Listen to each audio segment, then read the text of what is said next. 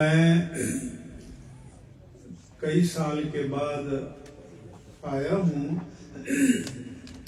بیچ میں آپ کو پتہ ہے کہ کورونا کا بھی زمانہ آیا، لیکن علامہ صاحب سے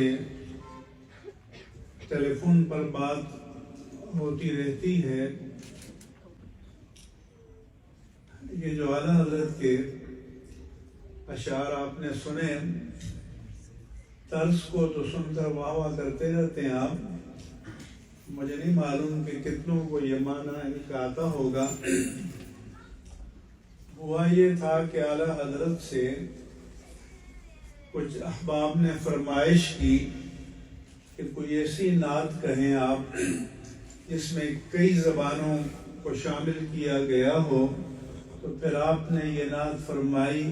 اس میں اردو بھی ہے، پوربی زبان جو ہندوستان میں اس طرف بولی جاتی تھی وہ بھی، فارسی بھی، عربی بھی، ان سب زبانوں کو ملا کر امام اہل سنت نے یہ نعت کہی، اور بہت پیاری نعت کہی کہ لم یأت نظیرک فی نظر مثل نشد پیدا جان، کہ آپ جیسا کسی آنکھ میں دیکھا نہیں، آپ کی مثال کسی کی نگاہوں کے سامنے نہیں آئی۔ اے محبوب مکرم، آپ جیسا کوئی پیدا نہیں ہوا۔ سبحان اللہ، سبحان اللہ۔ جگ راج، آگے کیا ہے؟ جگ راج کو تاج تورے سر سوہے، شہ دو سرا جانا، یعنی پوری کائنات پر حکمرانی اور پوری کائنات کی بادشاہت کا تاج یا رسول اللہ آپ ہی کے سر سجدہ ہے۔ اس لیے ہم نے آپ کے کو دو جہانوں کا بادشاہ مانا ہے اور تسلیم کیا ہے۔ البحر علا، سمندر بلند ہو گیا، والموج طغا، اور موجیں سرکشی پہ آ گئی سمندر کی جب یہ سونامی اور طوفان آتے ہیں۔ من بے کس و طوفان ہوش ربا، میں تو عاجز ہوں، مگر یہ طوفان مراد سمندر کا نہیں بلکہ معصیتوں کا اور انسان کی اپنی کوتاہیوں کا طوفان، وہ کہتے ہیں ہوش اڑا دینے والا ہے۔ اگلا مصرع کیا ہے؟ منجھدار میں ہوں بگڑی ہے ہوا۔ ہاں، منجھدار میں ہوں بگڑی ہے ہوا، یعنی ہماری کشتی جو ہے وہ سمندر کے بیچ طوفانوں میں پھنسی ہوئی ہے، ہوا بگڑی ہوئی ہے، کبھی کشتی ادھر ڈولتی ہے کبھی ادھر ڈولتی ہے، میری نیا پار لگا جانا۔ یا رسول اللہ صلی اللہ علیہ وسلم، آپ ہماری کشتی کو پار لگا دیجیے۔ اور آخر میں پھر آپ نے فرمایا، بس خامہ خام غور سے، بس خامہ خام نوائے رضا، خام نوائے رضا، نہ یہ طرز میری نہ یہ رنگ میرا۔ خام کہتے ہیں، خامہ کہتے ہیں قلم کو، کہ یہ میری طرز نہیں ہے، وہ فرماتے ہیں نہ میرا رنگ ہے، لیکن ارشاد احبہ ناطق تھا۔ احبہ حبیب کی جمع ہے۔ دوستوں نے فرمائش کی تھی تو ناچار اسراح پڑا جانا، چنانچہ دوستوں کی فرمائش کی تعمیل میں اسراح چل پڑا، اور کئی زبانوں پر مشتمل یہ نعت میں نے لکھی۔ دوسرا یہ ہے کہ اس میں بتایا گیا کہ آپ جیسا کوئی بھی نہیں ہے۔ بہت خوب، سبحان اللہ، نعرہ تکبیر، نعرہ رسالت۔ ایک مسئلہ اور عرض کر دوں، یہ حضرت مجھے بار بار کرسی کی پیشکش کر رہے تھے، تو یہ کرسیاں ہماری مسجدوں میں اتنی نہیں ہوا کرتی تھی، بلکہ 2000 سے پہلے تھی نہیں۔ میں 1978 میں پہلی بار حج کے لیے گیا تو حرمین طیبین میں نے ایک کرسی بھی نہیں دیکھی تب. اب بہت زیادہ ہو گئی ہیں، اس لیے میں اپنے بھائیوں سے گزارش کرتا ہوں کہ عبادت کے معنی ہے اقصی غایت التذلل، یعنی بندہ اللہ کے حضور اتنی پستی کا اظہار کرے کہ جس سے آگے کسی پستی کا تصور ممکن نہیں. سبحان اللہ، سبحان اللہ، بہت خوب، سبحان اللہ. اس لیے اگر اتحیات کی حالت میں بیٹھ کر نہیں پڑھ سکتے تو آلتی پالتی مار کر بیٹھ جائیں، ٹانگوں کو ایک طرف کر کے بیٹھ جائیں، دوسری طرف کر کے بیٹھ جائیں، جب تک سجدہ کر سکتے. علماء نے کہا کہ اور طرف نہیں تو قبلے کی طرف ٹانگیں کر لیں، اگر گھٹنے ذرا کھڑے ہوں تو وہ بھی کرسی پر بیٹھنے سے بہتر ہے اگر سجدہ کر سکتے ہیں. اور یہ دعا کرتے رہیں کہ یا اللہ جب تک اس جان میں جان ہے، جب تک ہماری سانسیں آ جا رہی ہیں، اس پیشانی کو اپنی بارگاہ میں سجدے سے محروم نہ فرما. ہاں کوئی بالکل ہی مجبور ہو جائے، بالکل ہی معذور ہو جائے تو پھر وہ اللہ تعالیٰ بندوں کے حالات کو جاننے والا ہے. لیکن حتی الامکان جب تک کسی بھی حالت میں، کسی بھی کیفیت میں آپ بیٹھ سکتے ہوں تو کرسی پر بیٹھنے کی بجائے اسے ترجیح دیں.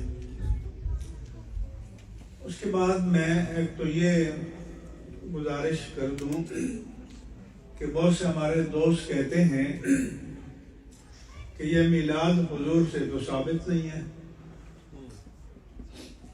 تو ان سے میری گزارش ہے کہ حضور سے ثابت ہے. کیونکہ حدیث پاک میں ہے کان رسول اللہ صلی اللہ علیہ وسلم یصوم یوم الاثنین، کہ رسول اللہ صلی اللہ علیہ وآلہ وسلم ہر پیر کو روزہ رکھا کرتے تھے. The Prophet صلی اللہ علیہ وآلہ وسلم used to be fasting every Monday. ہر پیر کو رکھتے تھے. فَسُئِلَ عَنْ صَوْمِ يَوْمِ الْإِثْنَانِ. The companion of the Prophet asked him, Ya Rasulullah sallallahu alayhi wa sallam, why do you fast every Monday? آپ ہر پیر کو روزہ کیوں رکھتے ہیں؟ یہ صحیح مسلم کی حدیث ہے. آپ نے فرمایا کہ ذَلِكَ يَوْمٌ وُلِدْتُ فِيهِ، میں ہر پیر کو روزہ اس لیے رکھتا ہوں کہ یہ میرے میلاد کا دن ہے. وَفِيهِ بُعِثْتُ، اور اس لیے رکھتا ہوں کہ اس میں میری نبوت کا ڈکلیریشن جاری ہوا، اس کو بعثت کہتے ہیں. اور انزل علیہ، یا مجھ پر پہلی بار وحی ربانی نازل کی گئی. تو آپ تو سال کے بعد مناتے ہیں، تو حضور تو ہر پیر کو روزہ رکھتے ہیں. اپنی ولادت باسعادت کے تشکر کے طور پر، شکرانے کے طور پر. اور قرآن مجید میں ہے حضرت یحییٰ علیہ السلام کے بارے میں کہ سلام علیہ یوم ولد و یوم یموت و یوم یبعث حیا. اللہ فرماتا ہے کہ سلام ہو حضرت یحییٰ پر جس دن وہ پیدا ہوئے اور جس دن ان کا وصال ہوگا اور جس دن دوبارہ انہیں قیامت میں زندہ اٹھایا جائے گا. اور حضرت عیسیٰ علیہ السلام نے اپنے بارے میں خود فرمایا السلام علیہ یوم ولدت. قرآن میں ہے یہ کہ جس دن میں پیدا ہوا مجھ پر سلام ہو. وَيَوْمَ أَمُوتُ، اور جس دن میرا وصال ہوگا اس دن بھی مجھ پر سلام ہو. وَيَوْمَ أُبْعَثُ حَيًّا، اور جب قیامت میں مجھے دوبارہ زندہ اٹھایا جائے گا تب بھی مجھ پر سلام ہو. ہم کہتے ہیں کہ حضرت یحییٰ و عیسیٰ علیہ السلام کی ولادت کے دن ان پر سلام ہو، ان کے اور سارے انبیاء کرام کے اور ہمارے آقا تاجدار کائنات سیدنا محمد الرسول اللہ صلی اللہ علیہ وآلہ وسلم کی ولادت کے دن آپ پر سلام. لہذا یہ حدیث سے ثابت ہے، ہر ایک کے پاس یہ صحیح مسلم علماء کے پاس موجود ہے، اور یہی سنت ہے. کیونکہ میلاد کے معنی کیا؟ میلاد کے معنی ہے کہ حضور کی اس کائنات میں تشریف آوری پر اللہ تعالیٰ کا شکر ادا کرنا، کہ اس سے بڑا احسان اور کوئی بھی نہیں. اللہ نے فرمایا کہ اپنے حبیب مکرم صلی اللہ علیہ وآلہ وسلم کو ہمارے لیے مبعوث فرمایا اور ہمیں آپ کی غلامی کا شرف عطا فرمایا. اس کے بعد میں نبوت کے بارے میں بنیادی چند عقیدے کی باتیں آپ حضرات کی خدمت میں عرض کرنا چاہتا ہوں. یہ جو لفظ نبی ہے یہ نبعون سے بنا ہے، اور نبعون خبر کو کہتے ہیں، اور اس معنی میں نبیون کو نبی اس لیے کہتے ہیں کہ آپ غیب کی خبریں سناتے تھے. کیونکہ دنیا کی خبریں تو سب لوگ سناتے ہیں، لیکن آپ غیب کی خبریں اللہ کی ذات کے بارے میں، جنت کے بارے میں، جہنم کے بارے میں، ملائک کے بارے میں، تقدیر کے بارے میں، اور قبر میں کیا گزرے گی جیسا کہ حضرت نے فرمایا اس کے بارے میں، آخرت میں کیا ہوگا اس کے بارے میں اللہ کے رسول خبریں دیتے تھے. اور نبی کے معنی ہے غیب کی خبریں دینے والا، غیب کی خبریں سنانے والا. اور بعض علماء نے کہا کہ نبوون سے ہے، یعنی نون با اور واو اس کا مادہ ہے، اور اس معنی میں اس کے معنی ہے سربلندی، یعنی آپ نبی ہیں. اس کے معنی کیا ہے کہ اللہ نے آپ کو سربلند فرمایا، سرفراز فرمایا، رفعتیں عطا فرمائی، عظمتیں عطا فرمائی، آپ کی شان کو پوری کائنات میں سربلند فرمایا. اس لیے آپ کو نبی کہا جاتا ہے. نبی کی تعریف یہ ہے کہ نبی اس بشر کو کہتے ہیں کہ جسے اللہ تبارک و تعالی نے اپنے بندوں کی ہدایت کے لیے چن لیا ہو. یاد رکھنا، ایک ہوتا ہے الیکٹڈ اور ایک ہوتا ہے سلیکٹڈ. تو الیکٹ تو لوگ کرتے ہیں، اور سلیکٹ کرتا ہے جو اس کی طاقت رکھتا ہو. اس لیے آپ کے جو لقب ہیں مصطفیٰ اور مجتبیٰ، ان دونوں کے معنی ہیں سلیکٹڈ، چنا ہوا، چنیدہ، لیکن کس کا؟ میرا اور آپ کا نہیں، رب کائنات کا چنا ہوا، جسے اللہ پاک نے اپنی محبوبیت کے لیے، اپنے تقرب کے لیے اور اپنے بندوں کی ہدایت کے لیے چن لیا. سبحان اللہ. تو جس کو اللہ نے اپنے بندوں کی ہدایت کے لیے چن لیا ہو، اس لیے نبی بشر ہوا ہے، کوئی جن یا کوئی اور ہمیشہ مرد ہوا ہے. کیوں؟ وَمَا أَرْسَلْنَا مِن رَّسُولٍ إِلَّا رِجَالًا نُوحِي إِلَيْهِمْ. اللہ نے فرمایا کہ جو بھی ہم نے رسول بھیجا وہ مرد بھیجے ہیں، لہذا کوئی عورت نبی نہیں ہوئی، کوئی جن نبی نہیں ہوا، کوئی فرشتہ نبی نہیں ہوا. فرشتے رسول ہوئے ہیں، کیونکہ رسول کے معنی ہیں پیغام پہنچانے والا، رسول کے معنی ہیں فرستادہ. اور چونکہ اللہ کے فرشتے جبریل امین اللہ کے انبیاء کی طرف اللہ کا پیغام پہنچاتے تھے، اس لیے ان کو رسول کہتے ہیں. تو فرشتوں میں رسول تو گزرے ہیں لیکن نبی نہیں گزرا، نبی صرف بشر میں گزرا ہے. اور اسی لیے امام اہل سنت مجدد دین و ملت امام احمد رضا قادری رحمہ اللہ تعالیٰ نے فرمایا کہ جو بشریت رسول کا مطلقاً انکار کرے وہ کافر ہے. سبحان اللہ سبحان اللہ. اس لیے اہل سنت و جماعت اللہ کے رسول کی بشریت کا انکار نہیں کرتے. ہاں یہ ضرور کہتے ہیں کہ ان جیسا بشر اور کوئی بھی نہیں آیا. سبحان اللہ سبحان اللہ. وہ بے مثل ہیں، بے مثال ہیں. جیسا کہ حضرت حسان بن ثابت نے فرمایا تھا کہ وَأَحْسَنَ مِنْكَ لَمْ تَرَ قَطُّ عَيْنِي. یا رسول اللہ صلی اللہ علیہ وسلم، آپ سے زیادہ حسین ترین کبھی کسی آنکھ نے نہیں دیکھا. وَأَجْمَلَ مِنْكَ لَمْ تَلِدِ النِّسَاءُ. اور آپ سے زیادہ جمیل کسی ماں نے کوئی جنا ہی نہیں ہے.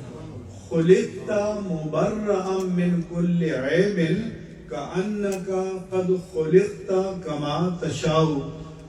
پیدا کرنے والے نے آپ کو ہر عیب سے پاک بنا کر پیدا کیا، گویا پیدا کرنے والے نے پوچھا ہو اے حبیب بتاؤ تجھے کیسا بنایا جائے. اور اسی لیے جو اللہ نے دینا تھا اپنے حبیب کو دیا. کمی کہاں رہتی ہے کہ دینے والے کے پاس کمی ہو، اللہ اللہ. یا لینے والے کی استعداد میں کمی ہو. جب دینے والا بھی کامل اور لینے والا بھی کامل تو پھر کسی کمی کا تصور بھی نہیں کیا جا سکتا. اس لیے آپ جیسا کائنات میں آپ کے علاوہ کوئی اور پیدا نہیں ہوا. سبحان اللہ سبحان اللہ. یہ بات آپ سب حضرات کے ذہن میں ہونی چاہیے کہ مقام مصطفیٰ صلی اللہ علیہ وآلہ وسلم کیا ہے.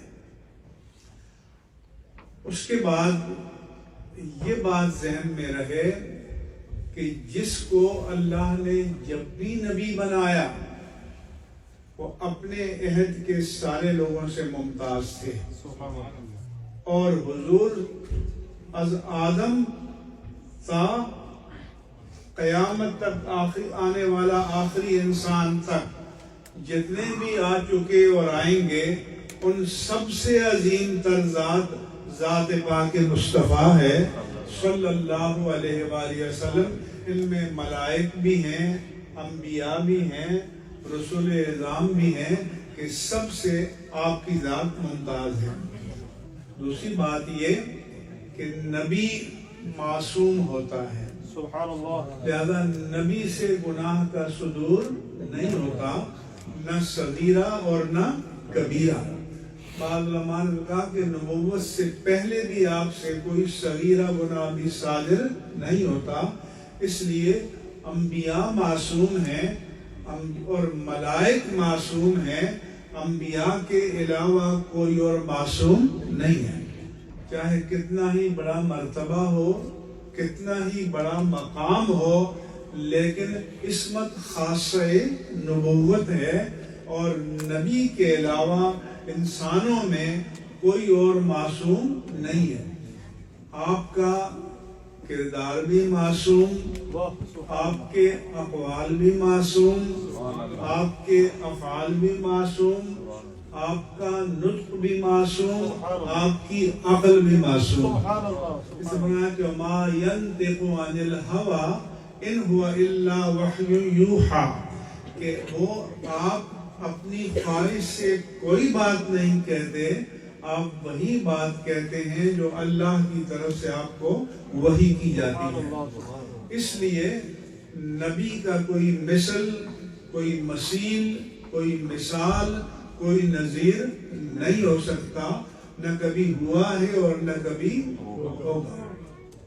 محمد علی ظہور نے کہا تھا نا کہ سونا کوئی لبڑا نہیں تیری مثال دا، کہ آپ جیسا کوئی کبھی نہ آیا ہے اور نہ کبھی آئے گا اور نہ آ سکتا ہے.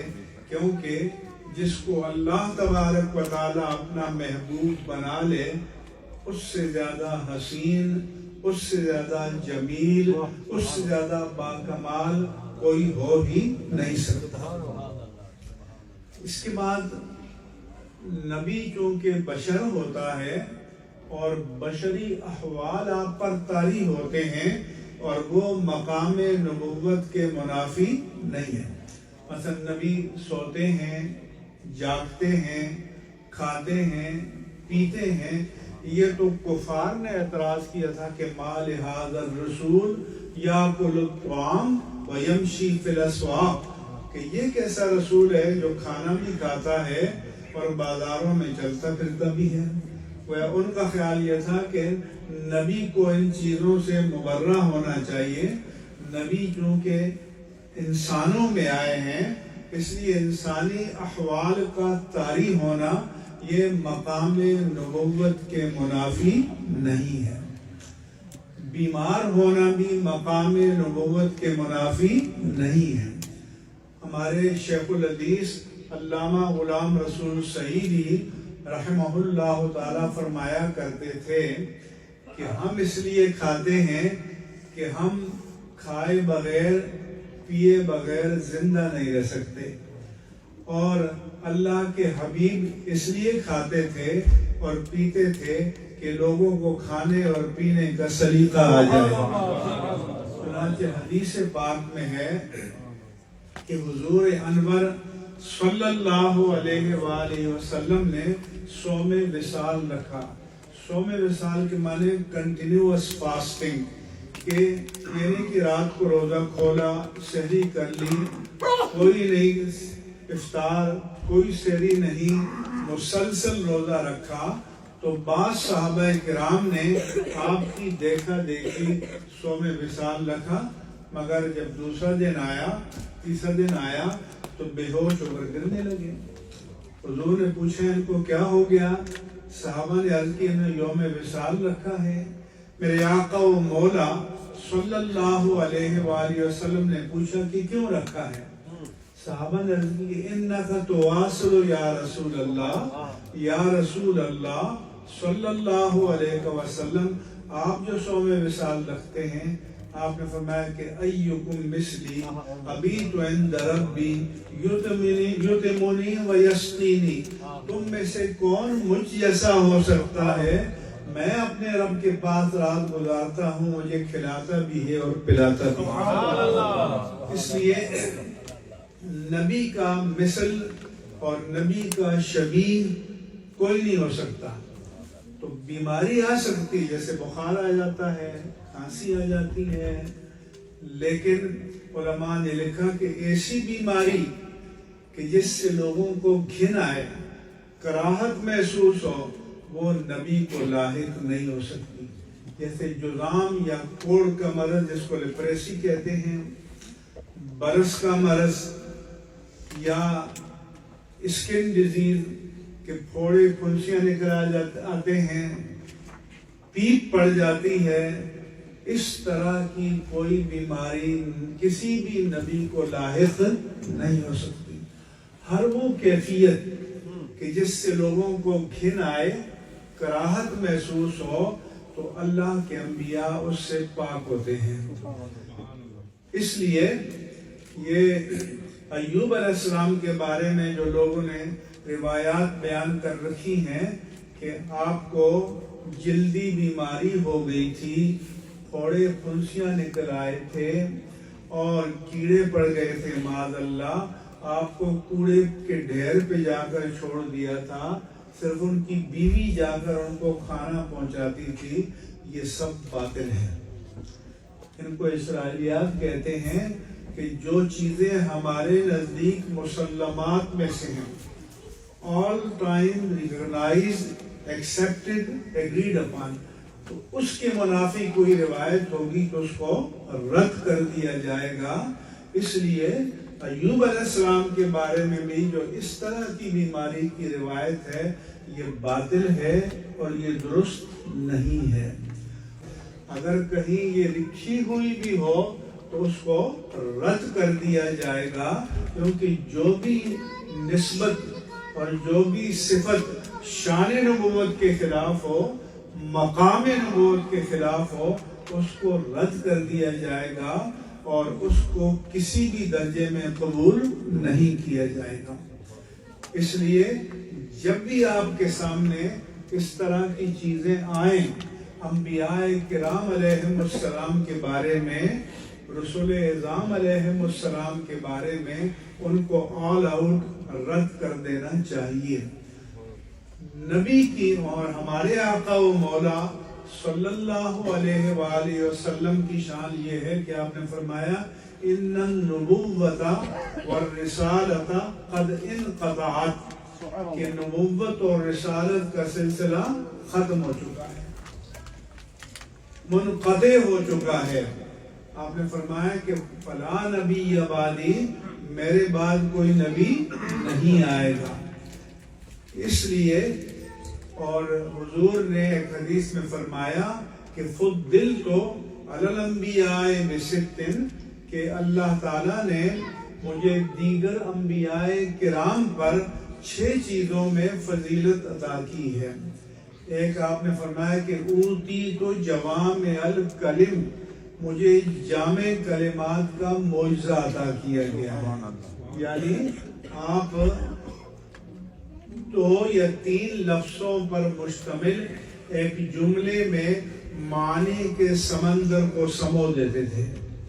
چنانچہ علماء نے آپ کی زبان مبارک سے نکلے ہوئے ان کلمات کو جمع کیا ہے کہ جن کو جوامع الکلم کہا جا سکتا ہے۔ مثلا انما الاعمال بالنیات، کہ اعمال پر آخرت میں جو جزا و سزا ملے گی اس کا مدار نیت پر ہوگا، صرف ظاہر پر نہیں ہوگا۔ اگر کسی کا ظاہری عمل بڑا پرکشش کیوں نہ ہو، لیکن اگر اس کے پیچھے جو نیت کار فرما ہے وہ اللہ کی رضا کی نہیں ہے تو وہ عمل بھی رد کر دیا جائے گا۔ اس لیے اللہ کے رسول نے فرمایا کہ ان اللہ لا ينظر الى صورکم واعمالکم ولکن ينظر الى نیاتکم، یا ایک روایت میں قلوبکم، کہ اللہ تعالیٰ تمہاری صورتوں کو اور تمہارے اعمال کو نہیں دیکھتا، وہ تمہاری نیتوں کو دیکھتا ہے کہ اس کے پیچھے کون سی نیت کار فرما ہے۔ لہذا اگر بظاہر عمل بہت پرکشش ہو، بہت اچھا ہو، لیکن اس کے پیچھے جو نیت کار فرما ہے وہ اللہ اور اس کے رسول کی رضا نہ ہو تو وہ منہ پر مار دیا جائے گا۔ ہمارے ہاں تو یہ ہوتا ہے نا کہ بھائی کوئی چیز پسند نہ آئے تو کہتے ہیں اللہ کے نام پر دے دو۔ کوئی ریجیکٹڈ چیز ہو، 2 نمبر ہو، 4 نمبر ہو، پسند نہ آئے تو کہتے ہیں اللہ کے نام پر دے دو۔ اللہ کیا فرماتا ہے؟ وَلَا تَيَمَّمُوا الْخَبِيثَ، کہ جو گھٹیا چیز ہے، ریجیکٹڈ ہے، ناپاک ہے، تمہاری طبیعت اس کو پسند نہیں کرتی، فرمایا کہ خبردار میری راہ میں دینے کا سوچو بھی نہیں، ارادہ بھی نہیں کرو۔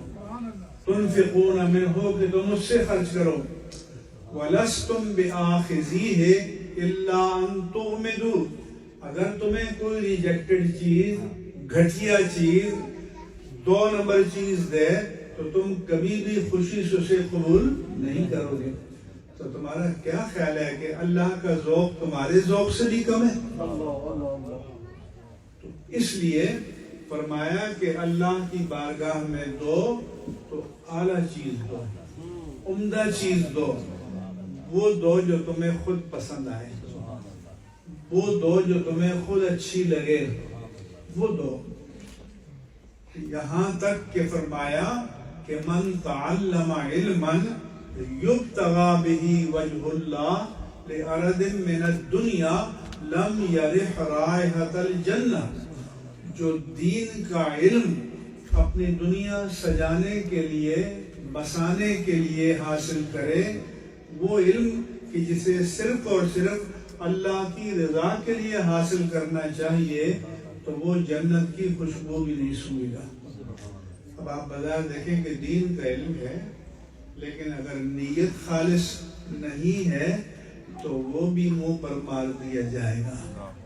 فرمایا کہ من طلب العلم لیجاری بہ العلماء او لیماری بہ السفہاء او لیصرف وجوہ الناس الیہ ادخلہ اللہ النار، کہ جو علم اس لیے حاصل کرے تاکہ مناظرہ کر کے علماء پر فتح حاصل کر لے، یا بیوقوفوں کے ساتھ کٹ حجتیاں کرے، یا لوگوں کا رخ عقیدت اپنی جانب پھیر دے، یہ اسے جہنم میں لے جائے گا۔ تو علم کس لیے حاصل کرنا چاہیے؟ اللہ کی رضا کے لیے۔ فرمایا کہ جو اللہ کی رضا کے لیے علم حاصل کرنے نکلے تو ملائکہ اس کے پاؤں کے نیچے پر بچھاتے ہیں۔ اور یہ مطلب نہیں ہے کہ اللہ کی رضا کے لیے حاصل کرے گا تو دنیا نہیں ملے گی، دنیا بھی ملے گی اور دین بھی ملے گا، دنیا بھی ملے گی اور آخرت بھی ملے گی، لیکن نیت خالص رضائے الہی ہونی چاہیے۔ اور اس لیے حضور نے فرمایا کہ انما الاعمال بالنیات، کہ اللہ کی بارگاہ میں جب اعمال پر جزا و سزا کا مرحلہ آئے گا تو یہ دیکھا جائے گا کہ اس کے پیچھے کون سی نیت کار فرما تھی۔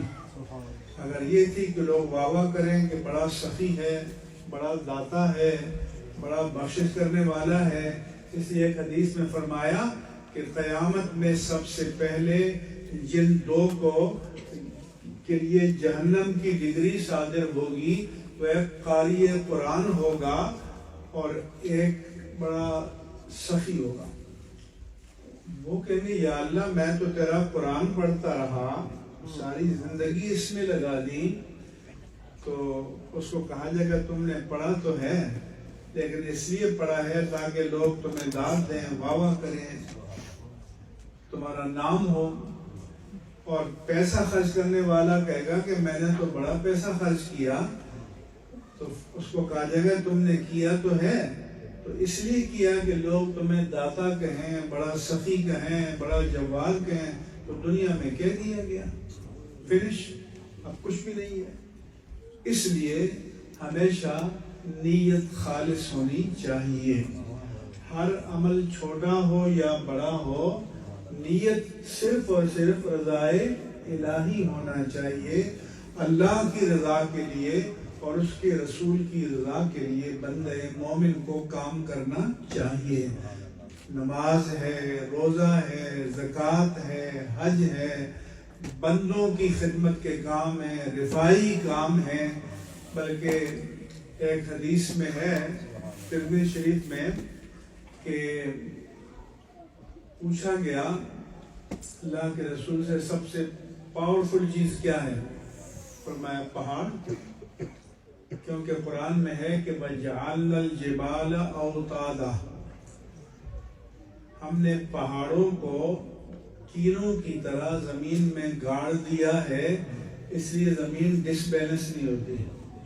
وَالْجِبَالَ أَرْسَاهَا، یہ جو شپ آ کر آپ کی ساحل پہ ٹھہرتے ہیں سمندر میں تو لنگر کے ساتھ باندھا جاتا ہے تاکہ پانی اس کو بہا کر نہ لے جائے۔ فرمایا کہ پہاڑوں کو زمین میں لنگر کی طرح گاڑ دیا، اس لیے زمین میں قرار ہے، سکون ہے، ہم رہتے ہیں، چلتے پھرتے ہیں۔ تو فرمایا کہ پہاڑ بڑے طاقتور ہیں۔ پوچھا پہاڑ سے بھی کوئی طاقتور چیز ہے؟ حضور نے فرمایا کہ لوہا۔ آپ کو پتہ ہے کہ لوہے سے وہ آلات بنائے جاتے ہیں جو پہاڑوں کو بھی کھود کے رکھ دیتے ہیں۔ پوچھا یا رسول اللہ لوہے سے بھی کوئی طاقتور چیز ہے؟ فرمایا آگ، کہ آگ میں لوہا بھی پگھل جاتا ہے۔ پوچھا یا رسول اللہ آگ سے بھی کوئی طاقتور چیز ہے؟ فرمایا ہوا، ہوا آتی ہے تو آگ کو بھی اڑا کے لے جاتی ہے۔ یہ جو آپ کے یہاں سونامی آتے رہتے ہیں، طوفان، تو یہ ہوائیں ہیں جو چلاتی ہیں۔ اور یہ موجیں آ کر ساحلوں سے ٹکراتی ہیں، پھر پیچھے یا رسول اللہ صلی اللہ علیہ وسلم کیا ہوا سے بھی کوئی طاقتور چیز ہے؟ فرمایا ہاں، وہ صدقہ جو بندے مومن دے اور بائیں ہاتھ کو پتہ نہ چلے کہ دائیں ہاتھ نے کیا دیا۔ سبحان اللہ، اندازہ ہے معمولی نیکی ہے، فرماتے ہیں کہ سب چیزوں سے طاقتور ہے۔ اگر اخلاص کے ساتھ کرو گے تو کیا پتہ پہاڑ جیسے گناہ بھی دھل جائیں، معاف ہو جائیں۔ تو اخلاص، للہیت، رضا الہی، یہ اصل چیز ہے کہ جس کی بنیاد پر آخرت میں اللہ تبارک و تعالی جزا دے گا، انعام دے گا، اجر عطا فرمائے گا۔ اللہ تعالیٰ اعمال کی مقدار کو نہیں دیکھتا، معیار کو دیکھتا ہے، اور اس کا فیصلہ کہاں ہوتا ہے؟ حدیث پاک میں ہے کہ حضور سے پوچھا گیا کہ اگر ہم یہ جاننا چاہیں کہ ہم مومن ہیں یا نہیں ہیں تو کیسے جانیں؟ تو انہیں فرمایا کہ کسی لیبارٹری میں چلے جاؤ، وہاں تمہارا ٹیسٹ ہو جائے گا، رپورٹ میں آ جائے گا کہ ایمان ہے یا نہیں۔ فرمایا استفتے قلبک، اپنے آپ کو اپنے ضمیر کی عدالت میں پیش کرو، اپنے دل سے پوچھو، اذا ساعت کا سیئتوں کا وسرت کا حسرتوں کا فانت مومن، اگر تم سے گناہ سرزد ہو جائے تو دل میں چبھن محسوس ہو، کڑن محسوس ہو، ندامت محسوس ہو، پشیمان ہو جاؤ، اور جب تم نیکی کرو تو قلب کو سرور ملے، روح کو راحت ملے، تو سمجھ لو کہ تم مومن ہو، تمہاری ٹیسٹنگ مشین کام کر رہی ہے۔ لیکن اگر برائی پر دل میں کڑن محسوس نہ ہو، چبھن محسوس نہ ہو، اچھائی پر راحت محسوس نہ ہو، تو پھر سمجھو کہ ضمیر تمہارا مر چکا ہے۔ اب یہ ضمیر کیا ہے؟ یہ ضمیر وہ ہے کہ اللہ اس کی قسم فرماتا ہے کہ لا اقسم بیوم القیامہ، فرماتے ہیں کہ میں قیامت کے دن کے حق ہونے کی قسم فرماتا ہوں، ولا اقسم بالنفس اللوامہ، اور میں انسان کے ضمیر کی قسم فرماتا ہوں۔ یہ اتنا پسند ہے میرے رب کو۔ لوامہ اسے کہتے ہیں کہ ملامت کرنے والا، کہ اگر ہم سے گناہ ہو جائے تو ضمیر ملامت کرے، چین نہ آئے۔ بلکہ سورہ شمس میں تمہید کے طور پر کئی قسمیں فرمائی کہ والشمس وضحاها، سورج اور اس کی تابانی کی قسم، والقمر اذا تلاها، چاند کی قسم، چاند اور اس کے اجالے کی قسم، والنہار اذا جلاها، دن اور اس کے اجالے کی قسم، واللیل اذا یغشاها، شب اور ظلمت شب کی قسم، والسماء وما بناها، آسمان اور اس کی شان رفعت کی قسم، والارض وما طحاها، اور زمین اور اس کی وسعت کی قسم، ونفس وما سواها۔ اتنی قسمیں تمہید کے طور پر بیان کر کے اللہ مومن کے نفس کی قسم فرماتا ہے کہ اس نفس کو ہم نے کیسا معتدل، متوازن، بیلنس بنایا۔ فَأَلْهَمَهَا فُجُورَهَا وَتَقْوَاهَا، اس کی نیکی بھی اس کو الہام کر دی اور اس کی بدی بھی اس کو الہام کر دی۔ قَدْ أَفْلَحَ مَنْ زَكَّاهَا، تو جس نے اس نفس کو پاک رکھا وہ بامراد ہو گیا۔ وَقَدْ خَابَ مَنْ دَسَّاهَا، جس نے اس کو گناہوں سے آلودہ کر دیا وہ ناکام ہو گیا۔ تو عزیزان گرامی، یہ ہے انما الاعمال بالنیات۔ اس لیے حضور تعلیم امت کے لیے دعا فرماتے تھے کہ اللہم آت نفسی تقواها وزکھا فانت خیر من زکاہا، اے اللہ تو میرے نفس کو اس کا تقوی عطا کر دے اور تو اسے پاک کر دے، کیونکہ تجھ سے بہتر پاک کرنے والا کوئی بھی نہیں ہے۔ اور اب جس دور میں ہم ہیں کہ لوگ یہ ساری حرکتیں کرتے ہیں اور پھر جشن مناتے ہیں، ایک دوسرے کے درمیان اس پر فخر کرتے ہیں، یہی قوم لوط کا حال تھا۔ فرمایا کہ انکم لتأتون الرجال شہوة من دون النساء اور تقطعون السبیل وتأتون فی نادیکم المنکر، کہ تم غیر فطری طریقے سے اپنی جنسی خواہش کو پورا کرتے ہو، ڈاکہ زنی کرتے ہو، اور پھر اپنی مجلسوں میں بڑے فخر سے اپنے کارنامے بیان کرتے ہو۔ تو آج آپ یہاں بھی بیٹھ کے پاکستان کے ٹی وی چینل دیکھتے رہتے ہو، خرافات کے علاوہ اس میں ہے کیا؟ کبھی آپ نے دیکھا کہ وہاں بیٹھ کر کوئی ملک کی فلاح کی بات ہو، کوئی خیر کی بات ہو، ایک دوسرے کو گالی گلوچ دینا، ایک دوسرے کو برا کرنا، ایک دوسرے کی توہین کرنا؟ تو دوسرے کو کی توہین وہ کرتا ہے جو اپنے آپ کو پارسا سمجھتا ہے، جو اپنے آپ کو، تو اللہ فرماتا ہے لا تزکوا انفسکم، اپنی پارسائی مت بیان کرو، وہ رب بہتر جانتا ہے کہ کس کا نفس پاکیزہ اور پارسا ہے۔ یہاں تو تھوڑا سا عمل ہو جائے تو حد سے گزر جاتے ہیں، ہو گیا کہیں وما علی الا البلاغ المبین۔ Don't forget to like, comment and subscribe.